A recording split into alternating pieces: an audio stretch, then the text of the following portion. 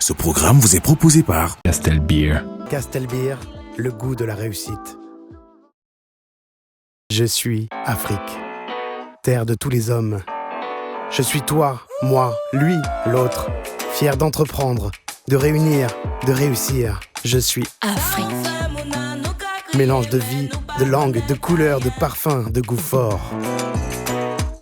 Je suis libre, créatrice inspirée, sensuelle et vibrante. Je suis Afrique des réussites nouvelles. Castel Beer, le goût de la réussite.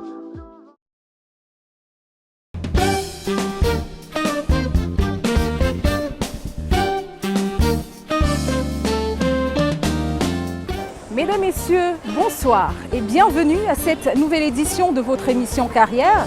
Une émission, comme qui dirait, culinaire pour ce mois de février. Une édition qui met en avant les jeunes Camerounais audacieux qui brisent les codes et mettent en lumière les produits alimentaires du terroir. Entreprendre, success story et le coaching, le menu de Carrière reste inchangé, sommaire.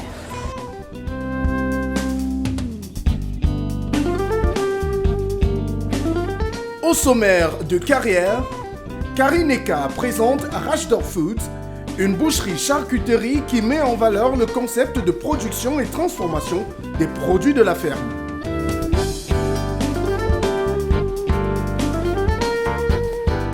En Success Story, découvrez le parcours exceptionnel de Fabrice Yonjo, le fondateur de Bazou, marque de produits exotiques basée à Paris.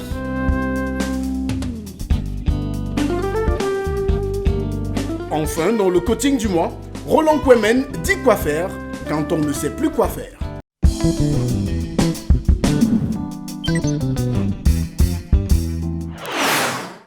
Produire, transformer et commercialiser ses propres produits, c'est possible et c'est d'ailleurs le défi que relève Karine Eka et son entreprise Rashdor. Il s'agit d'une boucherie-charcuterie qui utilise la matière première venue de la ferme de sa promotrice, un concept nouveau que je vous propose de découvrir. Karine Eka est dans Entreprendre, regardons.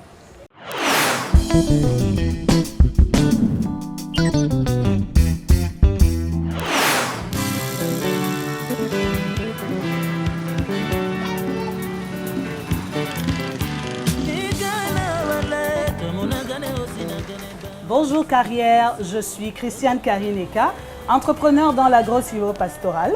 Bienvenue chez nous à Rashdor Food.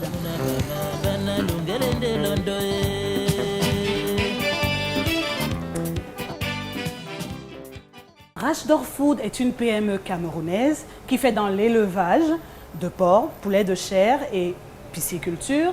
Nous faisons également dans la transformation des produits issus de notre complexe agropastoral.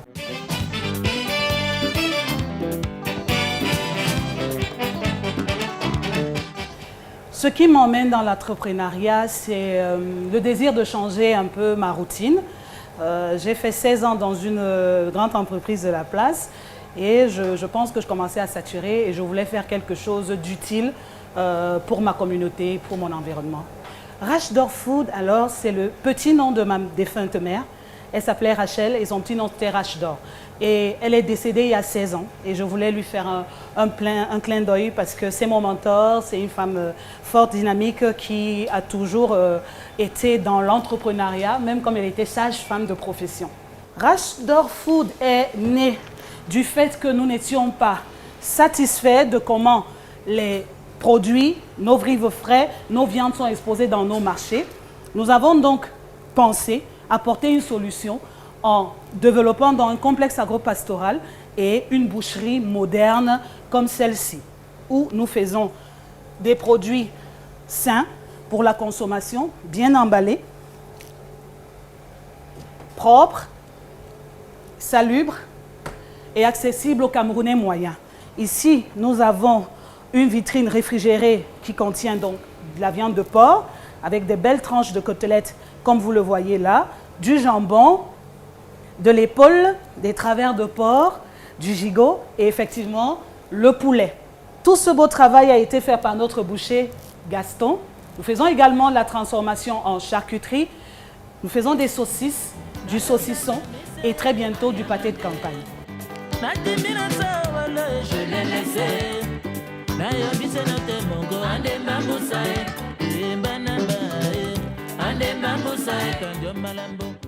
Rashdorf Food, c'est d'abord le complexe agropastoral Rashdorf Farm, d'où nous tirons toute notre production. Nous y faisons l'élevage de porc, l'élevage de poulet de chair, nous faisons de la pisciculture, nous faisons de l'agriculture, ananas, bananiers, plantains et un peu de maraîcher. Donc en fait, c'était pour soutenir dans cette idée de boucherie moderne. Nous ne pouvons pas ouvrir une boucherie sans pouvoir compter sur notre propre production, même comme à des moments, nous prenons également chez d'autres éleveurs.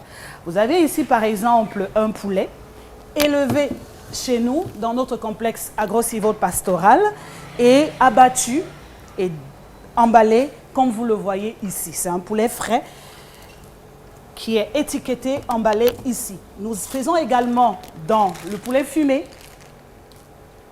bien assaisonné avec les épices de chez nous. Nous faisons également des découpes de poulet. Vous avez ici par exemple du blanc de poulet paramétré en 1 kg. Vous avez également des cuisses de poulet.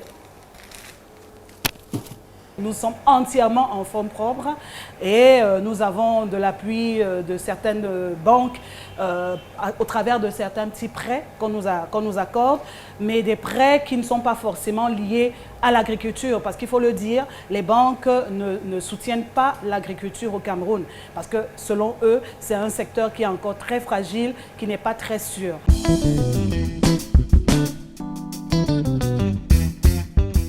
Elles sont énormes, les difficultés. D'abord, les ressources humaines. Nous n'avons pas des écoles en fait, qui forment les jeunes en boucherie, en charcuterie. Donc il a fallu aller se former nous-mêmes à l'étranger et former également certains de nos employés sur le tas. Les jeunes aujourd'hui ne veulent plus rester dans le monde rural pour produire. Donc on a un turnover dans notre ferme qui est vraiment élevé et nous n'arrivons donc pas à maintenir efficacement donc, les techniques et les procédures que nous envisageons mettre en place. Donc il faut tout le temps former les nouvelles personnes qui arrivent. Ça retarde en fait le processus de développement. Nous avons également effectivement des problèmes de financement. Les banques nous accompagnent timidement, vraiment timidement. Nous avons vraiment besoin d'un appui institutionnel, un appui de notre gouvernement parce que des éleveurs indépendants comme nous, on a besoin de soutien. Nous sommes aujourd'hui en train de vivre une période excessivement difficile avec l'inflation des coûts des matières premières. Nous ne savons plus comment élever nos bêtes. Et le coût de la viande, au final, n'augmente pas parce que, effectivement, les ménages n'ont pas d'argent pour payer. Donc, j'en appelle donc au pouvoir public de nous venir en aide avec des subventions, même des appuis en termes de technique, en termes de renforcement de capacité. Tout type d'appui, nous sommes preneurs.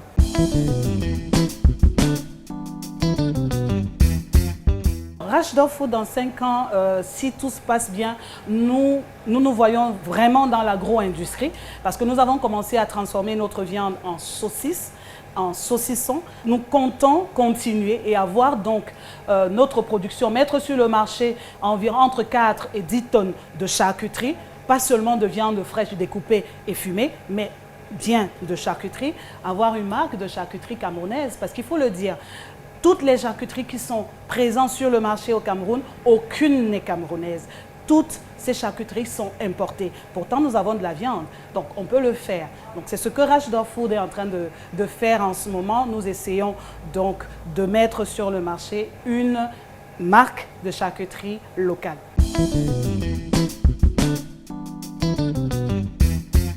À la jeunesse camerounaise, je vous dis d'oser. J'ai osé il y a 4 ans. J'ai laissé les bureaux feutrés. Je suis retournée à la terre. Comme le chef de l'État, le président Paul Biya l'a dit, la terre ne ment pas. Mais il faudrait qu'on s'arme de courage, on s'arme de patience et on s'arme de beaucoup de passion. Parce qu'en fait, si on n'est pas passionné dans ce métier, on ne va pas y arriver. Prenez vos propres fonds, quel que soit le montant que vous avez, commencé et à force, on va y arriver. Ça fait 4 ans que j'ai commencé. Aujourd'hui, j'ai une ferme agro-pastorale, une boucherie. J'ai l'ambition de me lancer dans l'agro-industrie. The sky is my limit, je veux dire.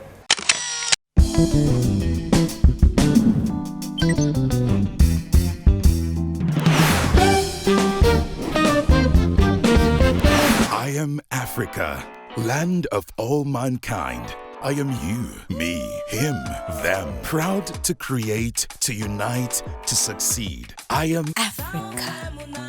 A mixture of life, languages, colors, flavors. I am free, inspired creator, sensual and vibrant.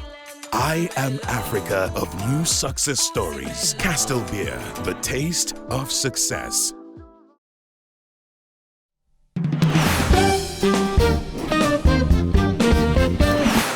Audace, ténacité et travail, ce sont les valeurs qui ont permis le succès de la success story du mois. Un homme qui a réussi à imposer dans les habitudes culinaires des Français la gastronomie camerounaise.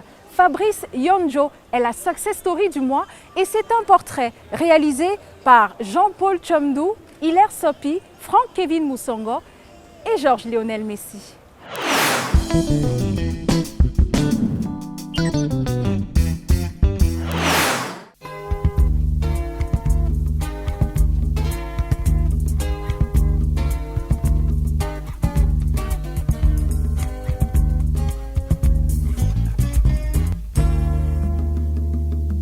Fabrice, comme j'aimais t'appeler, ou bon t'appeler affectueusement, Dodo, je veux que tu me dises comment tu as fait pour te retrouver là.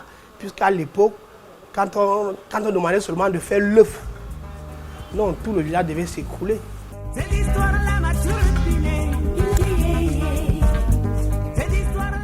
Cette question de son ami, camarade et frère d'enfance, nombreux sont ceux qui la lui posent au quotidien. Une question qui témoigne plus de la curiosité quant à la réussite de cet entrepreneur camerounais au parcours atypique, qui est devenu le premier Africain à obtenir un agrément pour la production de repas en France. C'est que le fils de Bazou fascine, intrigue et laisse pantois de nombreux amis et connaissances au vu du succès sans cesse grandissant de sa marque de produits exotiques.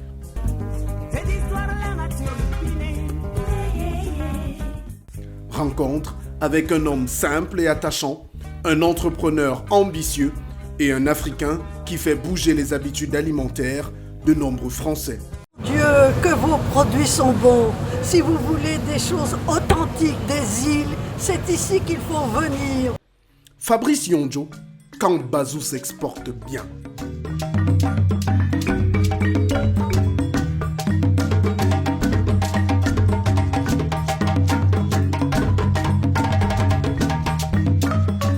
Fabrice Yonjo, c'est le fondateur de Bazou. Bazou est une marque de produits exotiques qui fabrique des jus, des sauces, des plats et qui travaille avec la grande distribution, comme avec Carrefour, avec Leclerc, avec les Super U et les intermarchés.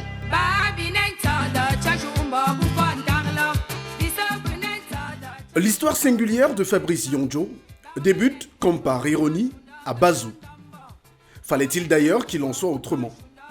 S'il est né à Yaoundé et y a passé une partie de sa scolarité, c'est dans ce petit village de la commune de Baranté dans le département d'Undé, à région de l'Ouest, que ce fils de sous-préfet fait ses premiers pas dans la vie aux côtés de sa grand-mère. J'ai passé mon enfance avec ma grand-mère, qui était une femme très gentille, mais un petit peu pauvre quand même.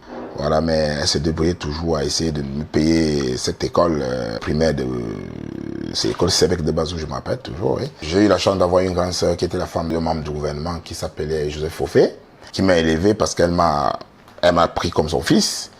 Et elle m'a fait tellement avoir tous les droits qu'une femme peut donner à un enfant, tellement que je ne savais même pas que je suis pas son enfant. Fabrice Yonjo, en première image, sans réfléchir, c'est que c'est un gars téméraire. On ne peut pas le décourager dans ce qu'il veut. S'il choisit de faire quelque chose, il le fait et il le fait bien.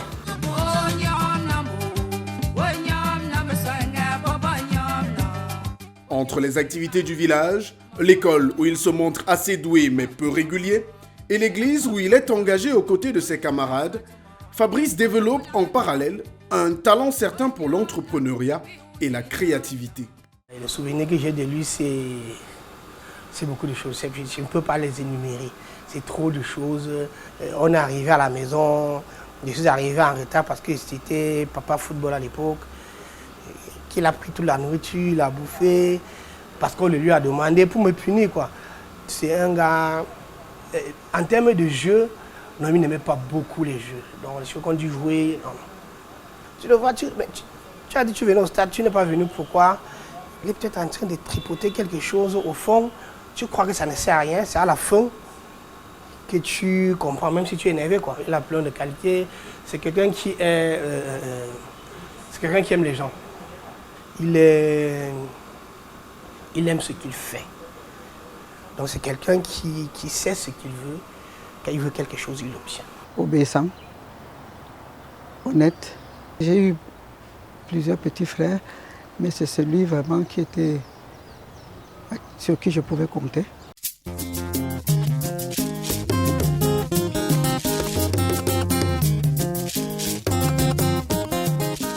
Honnêteté, obéissance, ingéniosité. Des qualités qui lui permettent de s'adapter très rapidement à la vie chez sa grande sœur Hélène à Yaoundé. Fabrice y arrive après avoir abandonné ses études en classe de 5e dans le but de se chercher. Il intègre très rapidement le magasin de maman Hélène avant d'en devenir le gérant principal pendant 4 ans. J'ai fait le collège à Banganté, au collège Thomas Nouton. Voilà, et j'ai fait la 6e là-bas. Après la 6e, c'est alors que je suis parti à Yaoundé pour continuer. Arrivé à Yaoundé, je n'ai pas pu continuer parce que je suis arrivé, je sais pas, ça m'intéressait plus l'école. Bon, j'ai préféré travailler dans le magasin de ma grande sœur. Elle m'a laissé gérer le magasin, j'ai prouvé ma capacité de gestion, de contrôle de toute l'entreprise. Ça a duré peut-être même 4 ans. Hein. Après, ça ne marchait plus.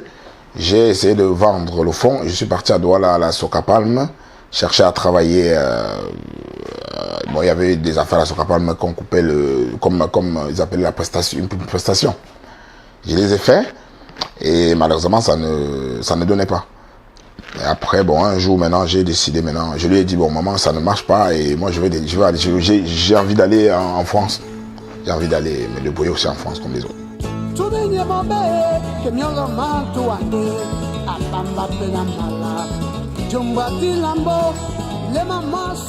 Ni une, ni deux. Fabrice monte son projet de voyage en France. Dans le plus grand secret, il se renseigne auprès des amis de sa grande sœur et obtient peu à peu les informations lui permettant de voyager pour le vieux continent. Il y retrouve des amis qui l'hébergent pendant quelques temps. Je suis passé par l'Italie parce que j'ai pris le vol sorti à l'Italie, j'ai pris le train et je suis arrivé. Et il est venu me chercher à la gare de Bercy. Bachakui Christian, il est venu me chercher à la gare de Bercy et il m'a ramené chez lui. Il me vient toujours à l'esprit quand je parle de Fabrice, de la veille de son arrivée sur la France, quand il m'a appelé me disant que voilà, il avait obtenu son visa et qu'il allait arriver. Il ne savait vraiment pas où est-ce qu'il allait pouvoir se poser. Et moi, je n'étais pas forcément confortablement installé, mais par rapport à cela, je me suis dit, bon, allez, on va jouer les coudes et on va trouver le moyen de l'accueillir et de le mettre au minimum dans les conditions optimales. Bon, c'est ce qui s'est passé. Hein. Et après, j'ai aussi un autre frère, ami aussi, que je lui rends aussi hommage. il s'appelle monsieur Wantier Hervé. Et après, je suis quitté là-bas, je suis parti chez un de mes, je ne sais pas si je pouvais appeler beau-frère, qui s'appelait Kwachala, qui m'a aussi accueilli aussi chez lui. On est resté longtemps. Et tout dans ce moment-là, je n'avais pas de papier. J'avais des petits jobs que je faisais et tout. Et après un moment, j'ai essayé de chercher à avoir les papiers. Et par chance, j'ai eu la chance de connaître un ami français que son grand-père était ancien secrétaire d'État. Et lui, je lui ai expliqué que voilà, j'ai eu un problème de ça. Il m'a dit non. Et il ne connaissait même pas qu'est-ce que c'est. Il est parti. Maintenant, il a expliqué à son grand-père que non, son grand-père m'a demandé quelle est sa préfecture. Je lui ai dit, mais j'étais à Vincennes. Mon ami, il a dit ça à Nogent. Maintenant, là, il a fait une lettre, il m'a donné, j'ai déposé là-bas. Et c'est à partir de là que j'ai eu le papier.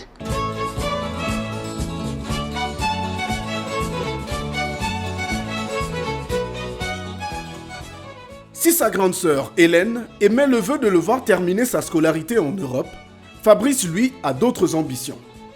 Une ambition qui va se buter à la dure réalité de la vie en France.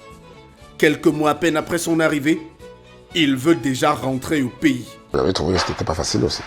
Parce que j'avais trouvé que même travailler, il faut avoir le papier, même faire ceci. Il y avait tout un tas de choses qui étaient un peu très compliquées. J'ai même eu à ce moment-là vouloir retourner au Cameroun. Pourquoi? Mais parce que quand j'ai vu les conditions, il faut le papier pour travailler, j'ai dit non, c'est impossible. J'ai dit mais je préfère retourner là-bas, me débrouiller.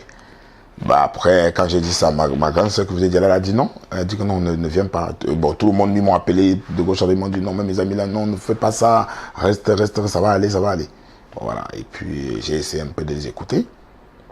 Parce qu'en fait, la personne que j'écoutais beaucoup, c'était ma grande sœur là. Donc, elle m'a dit, je lui ai dit, ok, je vais rester. Bon, j'ai essayé de rester, me forcer comme les autres. Et maintenant, j'ai commencé à avoir des idées. Bon, et quand j'ai eu les papiers, comme je l'ai expliqué comment je l'ai eu, j'ai commencé maintenant à chercher comment je peux faire. Voilà. Donc, j'ai dit d'abord, dans ma tête, c'était d'abord de créer une entreprise parce que j'avais vu qu'en travaillant, ça ne devait pas me donner grand-chose.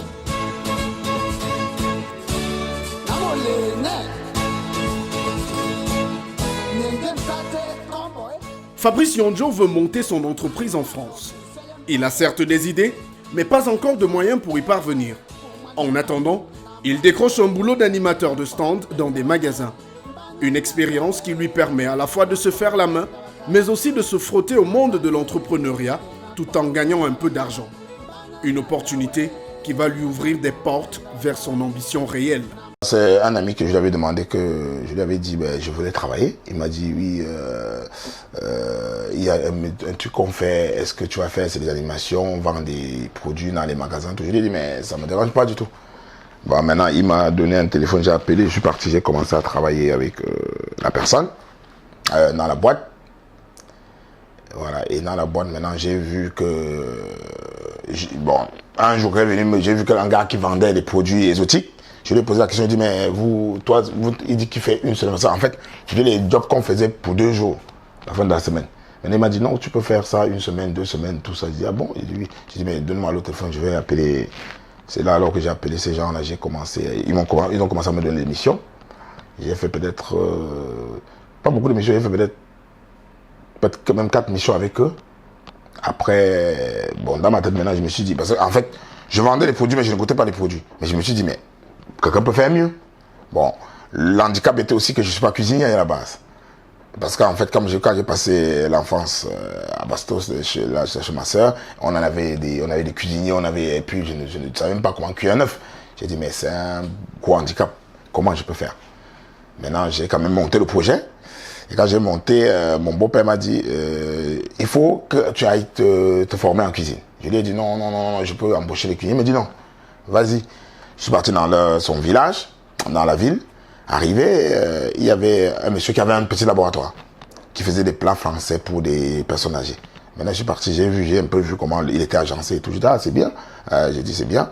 Après, mon beau-père, quand il m'a dit de me former, je lui ai demandé, est-ce que ce monsieur peut me former? Voilà, le monsieur Maintenant, il a téléphoné au monsieur. J'ai téléphoné. Je crois que le monsieur m'a appelé. Il me dit, monsieur Fabrice, vous venez quand vous voulez et comme vous voulez pour vous former, il n'y a pas de souci. Et quand je suis arrivé là-bas, il m'a mis un cuisinier à ma distribution de me former. Parce qu'en fait, ce que je voulais savoir, c'était de savoir le fonctionnement d'un laboratoire qui a un agrément sanitaire parce qu'il y avait des cellules de refroidissement. Il fallait savoir comment on l'utilise, comment il fonctionne. Il y avait des sauteuses. Il y avait tout ça à connaître comment il fonctionne. Donc j'ai fait, normalement, je devais faire 2 semaines, j'ai fait 1 semaine. Après, j'ai maîtrisé, lui, il dit non, c'est bon. Même lui, il a dit c'est bon. Ils m'ont délivré un diplôme. Je suis remonté à Paris. Voilà. Et à Paris, maintenant, j'avais déjà le dossier à la banque pour demander, j'ai demandé déjà les financements pour mon projet.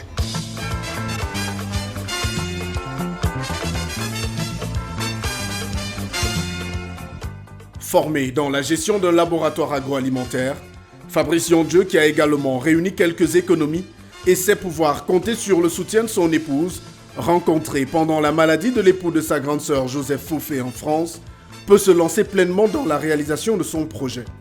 Mais au fait, de quel projet parle-t-on? Le projet est venu parce que, comme je vous ai dit, quand j'ai vu que les plans n'étaient pas, j'ai dit, bon, on peut faire mieux. Et je me suis dit, et en plus encore, j'ai regardé en grande distribution, enfin, je dis, mais comment se fait-il qu'en grande distribution, il n'y a aucun produit qui est fait par des Noirs? Parce que quand j'ai voulu savoir qui fait même ces produits, c'était les Blancs qui avaient des usines. J'ai dit, non, quand même, c'est notre culture. J'ai dit, l'exotique, c'est quand même la culture latino. J'ai dit, mais voilà. J'ai dit, bon, je veux monter Beaucoup de gens m'ont découragé, m'ont dit, non, tu vas pas avoir le crédit, c'est compliqué. En plus, tu as un cadre de séjour. J'ai dit, non, je veux monter. Comme j'ai tout dit, c'est la détermination, le sérieux qui est important. Donc, j'ai travaillé sur le projet pendant près de 3 ans. Maintenant, quand j'ai fini le projet, j'ai déposé à la banque, j'ai mis tous les éléments qu'il fallait. Et comme par hasard, la première banque qui a vu le projet a apprécié le projet. Ils m'ont appelé. Ils ont dit, non, on veut financer. Vraiment, on veut vous rencontrer. C'est là où je suis parti les voir. Maintenant, voilà, c'est là où l'aventure de Bazou a commencé. Fabrice a toujours été quelqu'un de déterminé, quelqu'un de pointu dans ce qu'il avait envie de faire comme projet ou réalisation, quelqu'un de très exigeant quand il a envie de matérialiser un projet.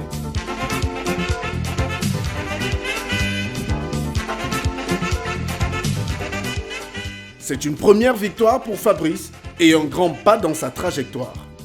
Parti de rien, avec à peine un niveau de 5e, sans jamais avoir su comment cuire un œuf, il réussit à obtenir un financement pour la mise sur pied d'un laboratoire de production et de commercialisation de plats exotiques à Paris.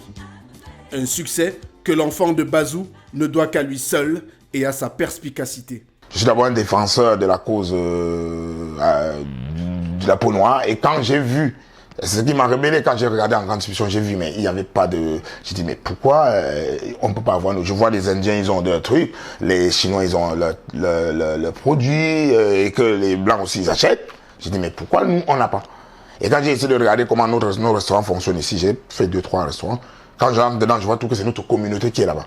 Et moi, là, mon idée, c'était de créer un truc qui va pour faire connaître à ces gens-là que nous, parce que c'est pour ça que Bazou, c'est un truc exotique. Parce que je fais des plats entiers, je fais des plats camerounais, je fais des plats ivoiriens, je fais des plats sénégalais. Donc, c'est un mélange. Je voulais leur faire savoir que je suis le défenseur de ça et que ces gens-là vont goûter cette saveur-là et savoir que nous, on a aussi des très bons saveurs. Et nous, on a d'ailleurs les meilleurs saveurs du monde. Parce que, vu les ventes, comment ça se fait en magasin, vu l'engouement qu'il y a derrière les produits, voilà.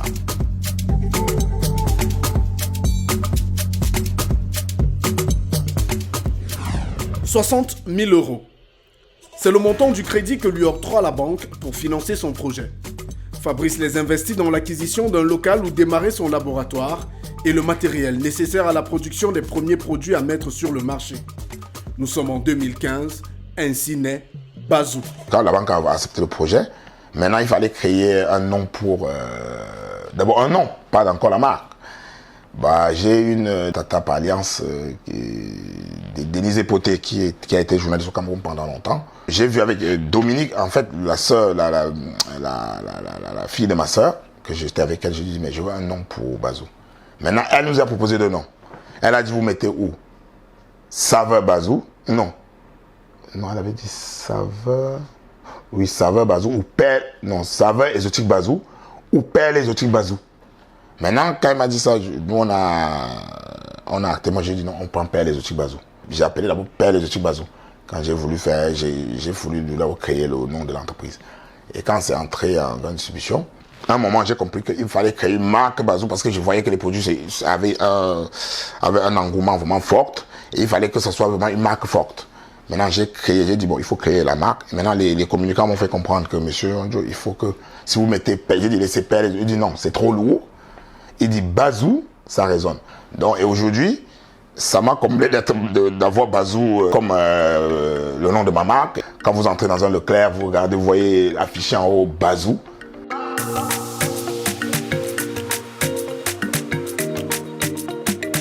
Le succès est au rendez-vous. Lancé en 2015, les produits exotiques Bazou conquièrent très rapidement le public. Dans les premiers magasins où il propose ses produits, les retours des clients sont unanimes et dithyrambiques. On a testé les pili-pili végétariens, bœuf, poulet, c'était super bon. On nous a recommandé les boissons aussi qui sont très très bonnes. On recommande la sauce verte, incroyable. J'ai trouvé que les acras étaient délicieux, ils étaient croustillants, ils étaient goûteux et donc je vais en prendre, j'achète. Les pili-pili, les filles adorent en fait, que ce soit bœuf, poulet ou végétarien, régulièrement pour nous ça régale. C'est très bon, coco gingembre c'est bon. Et l'autre que j'ai goûté, c'est très bon. Pour moi, c'est une grande découverte, une très belle découverte, les produits Bazou. En tout cas, je vous le recommande, c'est très bon, c'est frais, c'est cuisiné sur place. Franchement, n'hésitez pas à acheter. Alors, c'est incroyable, c'est la meilleure sauce du marché, je la recommande à tout le monde.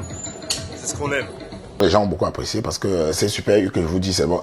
Mon idée d'abord était de vendre des produits à des blancs et des blancs riches.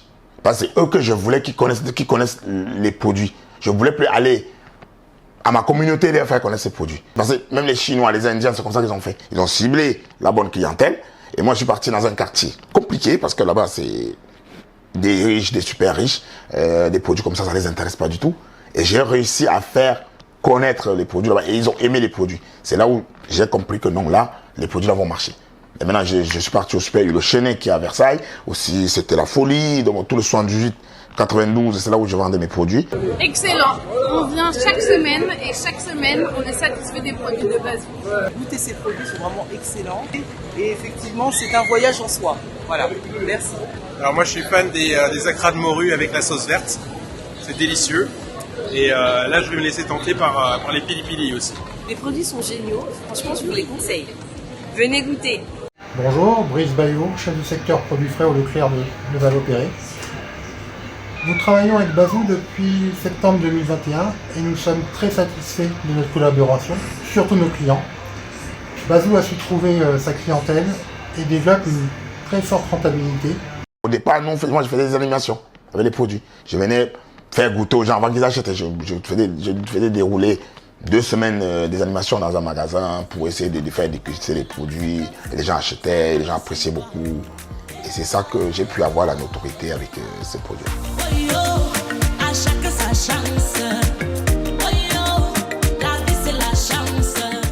Une notoriété qui oblige Fabrice à augmenter sa capacité de production. Il acquiert un local encore plus grand pour y installer son laboratoire et s'équipe avec un matériel de pointe. Une unité de production où les process d'hygiène et de salubrité sont au cœur de l'activité.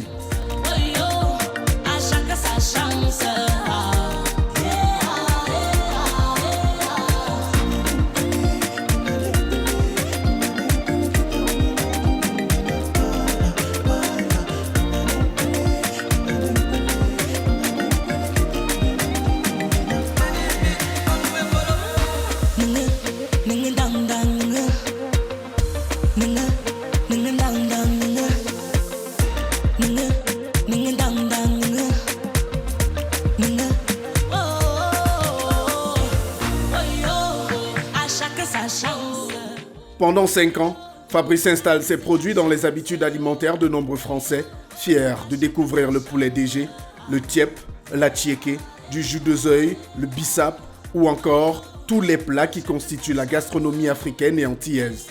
Il s'installe comme la référence en Île-de-France et organise de nombreuses animations pour promouvoir ses plats. Bazou, avant le Covid, il faisait 415, 420 000 euros de chiffre d'affaires par an. Mais après, le Covid était venu, le Covid avait chamboulonné tout. Bon, maintenant, les animations, on ne pouvait plus les faire. J'ai même cru à un moment que Bazou devait couler, parce qu'effectivement, il n'y a plus de fonds, il n'y a plus rien. Et j'ai réfléchi à un autre modèle, j'ai réfléchi à créer un site internet de repas par semaine. C'est là où j'ai alors mis la marque Bazou, j'ai essayé de faire le packaging des produits pour aussi être au niveau des autres. Et en même temps, j'ai obtenu mon agrément sanitaire qui est l'un des... Et moi, je peux me dire que peut-être je suis même le seul Africain à l'obtenir parce que je ne crois pas qu'il y en a d'autres parce que les inspecteurs... ils sont venus 2 fois et ils ont vérifié, ils ont vu la manière de travailler, ils ont tout vu, donc tous les documents ont été, comme j'ai toujours dit, quand tu es sérieux, tu fais tout avec la clarté, et voilà, ils ont vu tout. Après, ils m'ont donné mon agrément sanitaire de l'Union européenne, parce que j'ai un agrément sanitaire. Bazou, la marque Bazou, vous voyez, aujourd'hui, peut vendre ses produits partout en Allemagne, dans toute l'Europe. No matter where you go, remember the road that will lead you. Ralenti par la pandémie du Covid, qui l'a obligé à arrêter avec les animations et réduit sa capacité de déploiement, Fabrice se relève peu à peu et replace Bazou sur le marché. La reconquête est en marche et ses produits peuvent compter sur la bonne réputation de leurs promoteurs et leur qualité déjà éprouvée. L'activité de Bazou maintenant, c'est de créer des coins de vente. C'est de créer des coins de vente et faire des franchises dans des magasins. Donc pour l'instant, on a déjà un qui a le Valois qui fait 50 000 euros de chiffre d'affaires par mois, qui c'est pas déjà rien. On a un autre à ma maison qui fait 20 000. Et là, le but maintenant de Bazou, c'est de chercher à développer ce concept-là et développer sa gamme libre-service. C'est pour ça que vous voyez maintenant les jus Bazou, ils ont un très beau packaging parce que maintenant, les jus là peuvent se vendre n'importe où seul. Parler un peu de l'entreprise Bazou, que je connais depuis 10 ans maintenant. Je me présente, Monsieur Langlais, responsable de la charcuterie Leclerc Malmaison. Les produits sont très appréciés par les clients, notamment la sauce verte, les pili-pili. Et pour recommander ces produits dans d'autres enseignes et dans d'autres structures, qui sera très apprécié. Moi je suis ivoirien, je suis arrivé ici, on était en train de se promener. J'ai goûté les produits Bazou, franchement exceptionnel. Excellent. C'est incroyable, je vous le conseille. Vous prenez un acra de morue avec ça, il n'y a pas mieux. Avec ça en supplément, ouais. Ça rafraîchit mais d'une puissance. Non franchement ça, vous verrez, c'est un bonheur. Cette sauce elle est douce, il n'y a rien de mieux et tu peux la manger avec tout ce que tu veux. Moi je les mange avec l'acra de morue, mais tu peux manger avec ce que tu veux. Un régal. Les produits sont tellement bons que Bazou a un problème de capacité parce que pour que Bazou produit seulement, parce que nous on a 2 magasins pour l'instant, que j'ai mis les stands permanents, et on a du mal à les satisfaire. Bon maintenant, si Bazou a 10, comment il va faire? Bon maintenant, Bazou est en train de réfléchir à un nouveau laboratoire, à un nouveau local pour avant de se développer. Ma vision de Bazou, c'est que Bazou demain se trouve dans toute l'Europe. Que les gens dans toute l'Europe peuvent manger des plats aussi exotiques. Acheter en supermarché, voilà, ou dans des stands Bazou. Bazou, j'ai envie de l'amener aussi au Canada et aux États-Unis. Voilà. Et après, je retournerai à la source, je retournerai au Cameroun, je retournerai en Afrique. Ce que je peux dire à tout le monde, à tous mes frères africains, que ce soit du Cameroun ou de quel pays, c'est que c'est un boulevard qui est vide. Il faut seulement que la personne soit sérieuse. Et voilà, et là, le marché, il est énorme.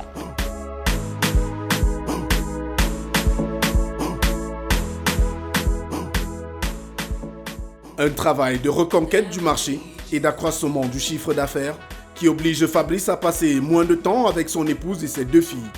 Pour autant, il ne manque pas de transmettre à ces dernières les valeurs d'humilité, courage et de travail qui l'ont forgé sur le chemin de la réussite. Des valeurs apprises de sa grand-mère et de sa grande sœur qu'il appelle affectueusement maman, à qui il a rendu hommage de façon particulière. Même comme je ne vois pas beaucoup mes filles, mais même ma famille en général, même mes filles et même leur mère, ils m'aiment beaucoup. La première, elle porte le nom de ma grande sœur elle s'appelle Romy Hélène. Et la deuxième, elle s'appelle Méline Sabine, c'est l'homonyme de ma grand-mère. Donc c'est ces 2 personnages qui ont participé qui m'ont construit. Quand vous êtes reconnaissant dans la vie, c'est important parce que quand je suis arrivé ici en France, Après, ma grande soeur d'ailleurs, que je vous ai encore parlé, Madame Hélène Foufé, elle est venue ici avec M. Foufé qui était malade parce qu'il était en tout temps ambassadeur à Bangui. Il est venu, il était malade, il avait un cancer. Et du coup, j'allais là-bas passer le temps avec elle. Donc il y avait des jours que je venais le garder à l'hôpital. Il était à l'hôpital américain. Et voilà, un jour je suis parti là-bas. Arrivé, l'infirmière qui était de ce jour-là était ma future femme, je ne savais pas. Donc on a passé la journée, après le soir en partant, on a beau sympathiser et puis voilà. Et puis on a changé les contacts. Et après on a commencé à s'appeler, on se voyait après, bon, aujourd'hui c'est ma femme et voilà, elle m'a fait de belles petites filles et qui a aussi beaucoup participé à mon projet.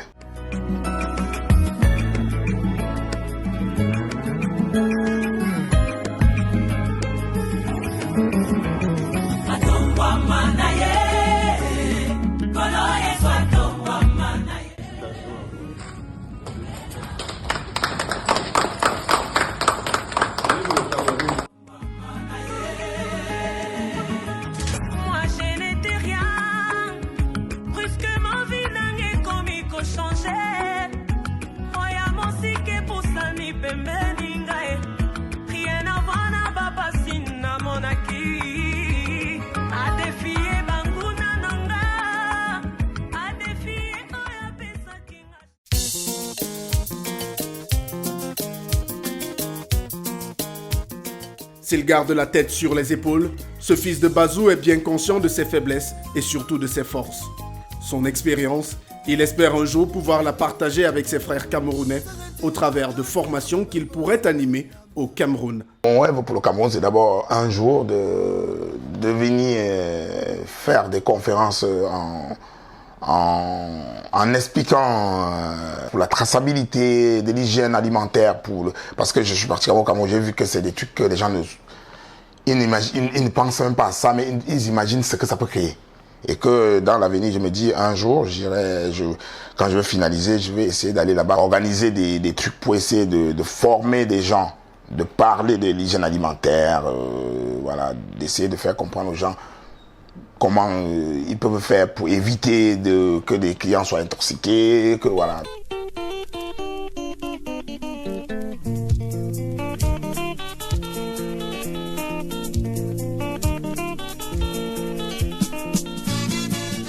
S'il a très peu de regrets par rapport à son parcours, les motifs de fierté, eux, sont plus que jamais nombreux. Parti de rien, l'autodidacte qu'il est à ce jour le seul Camerounais à avoir obtenu un agrément dans le secteur agroalimentaire en France. Plus qu'une victoire, une preuve s'il en fallait encore qu'avec une bonne dose de travail et d'abnégation, impossible n'est pas camerounais. La fierté de M. Yonjo, c'est que j'ai réussi mon pari, parce que mon problème, c'est pas l'argent. C'était de faire défendre ma culture. C'est ça qui m'intéresse. Ma fierté, c'est que quand je viens devant le stand Bazou, le week-end, le samedi, je vois comment les Français sont alignés, Français mélangés, même des Camerounais sont alignés pour attendre acheter les produits Bazou. C'est ça ma fierté. Et quand je vois que les gens entrent dans un Leclerc, ils voient en haut un truc Bazou, ils voient le sushi, machin, ils voient le machin italien, ils voient un truc Bazou. C'est ça ma fierté. Même si aujourd'hui je ne suis plus là, j'ai quand même essayé, j'ai gagné mon pari. Parce que j'ai quand même bousculé un mur qui est très compliqué à bousculer pour faire pénétrer avec les produits exotiques. Fabrice, tu étais le plus obéissant de mes frères, de mes petits frères. Et chaque fois quand je disais de faire un travail, de faire quelque chose, je venais, personne n'avait fait, sauf Fabrice qui disait non, quand maman vient, il ne faut pas que maman se fâche, que maman trouve qu'on a bien fait ce qu'elle a demandé de faire.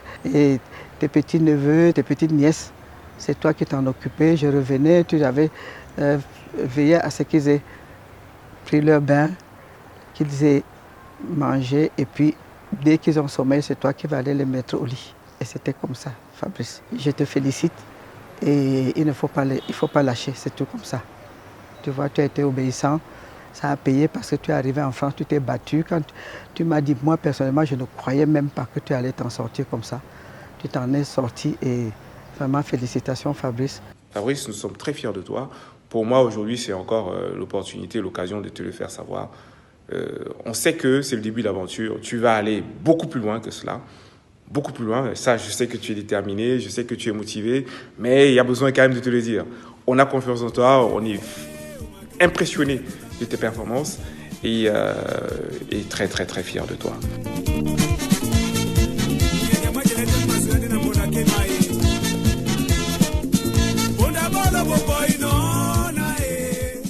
Et pour ceux qui l'attendaient, voici enfin la réponse à la question posée à l'entame de cette success story. Dodo, je veux que tu me dises comment tu as fait pour te retrouver là.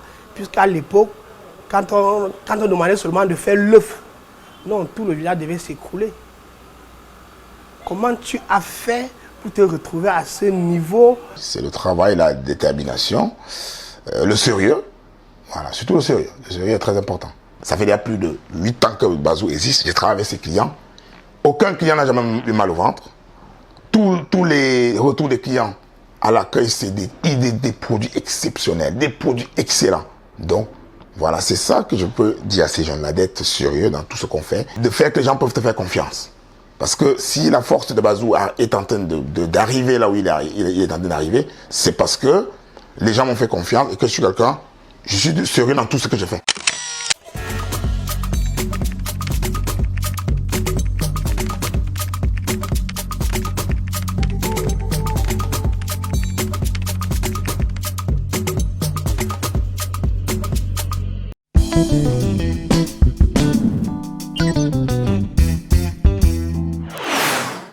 En entreprise, prendre la bonne décision est difficile. Comment donc faire pour toujours prendre la meilleure décision face à toutes les situations qui nous sont présentées et surtout, que faire quand on ne sait plus quoi faire? Le coach Roland Kwemen nous répond dans le coaching du mois. Regardons.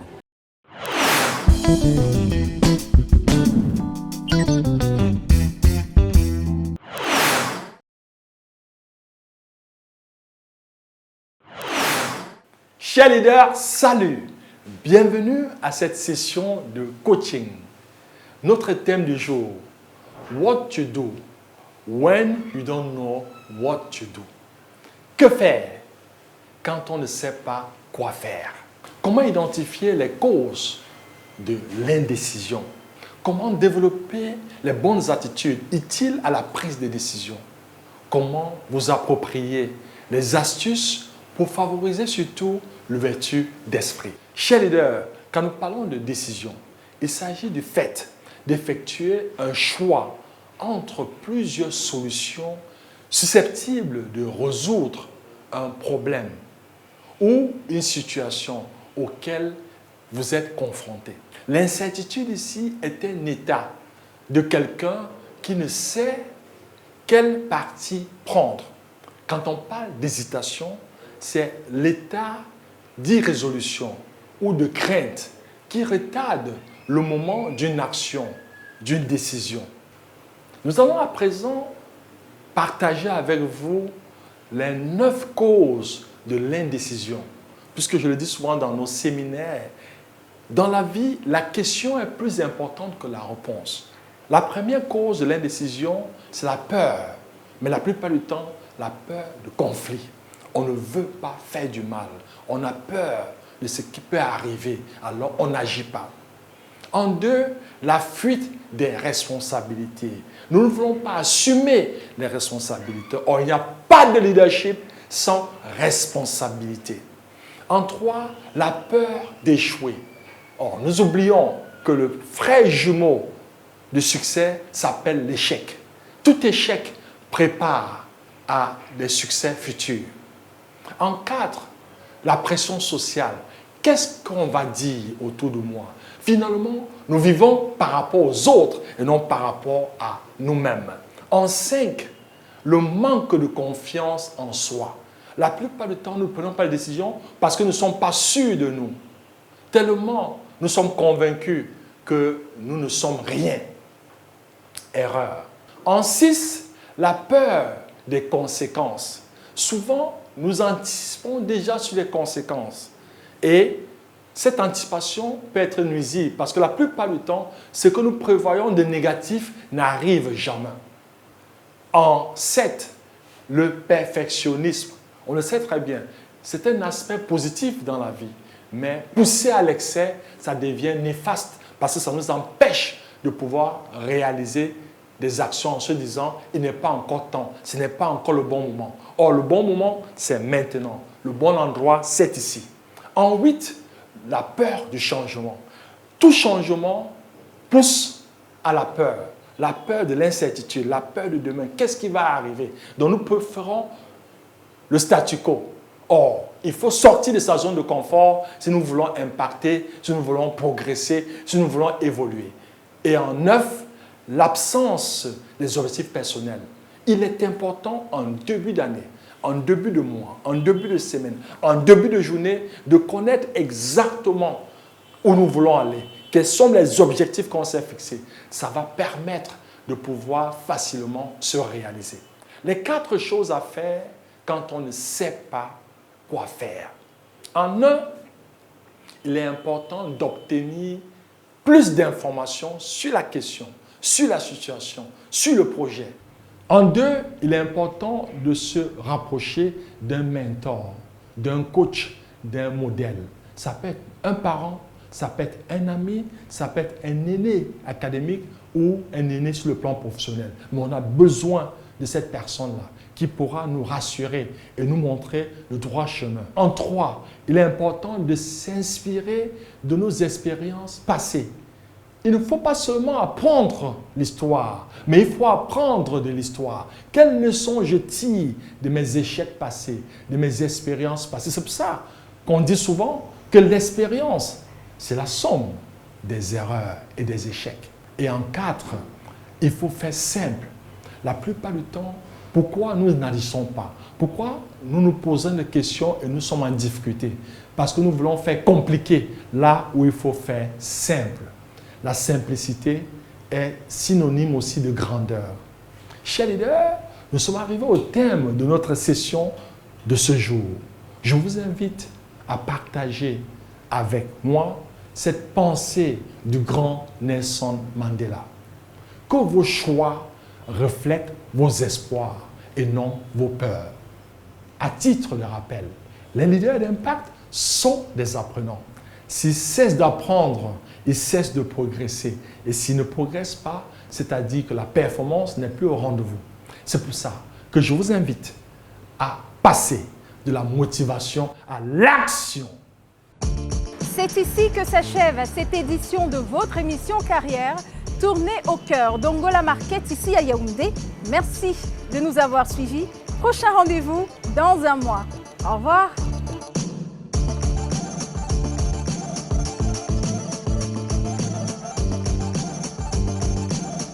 Ce programme vous a été offert par Castel Beer. Castel Beer, le goût de la réussite. Je suis Afrique, terre de tous les hommes. Je suis toi, moi, lui, l'autre, fier d'entreprendre, de réunir, de réussir. Je suis Afrique. Mélange de vie, de langue, de couleurs, de parfums, de goût fort. Je suis libre, créatrice inspirée, sensuelle et vibrante. Je suis Afrique des réussites nouvelles. Castel Beer, le goût de la réussite.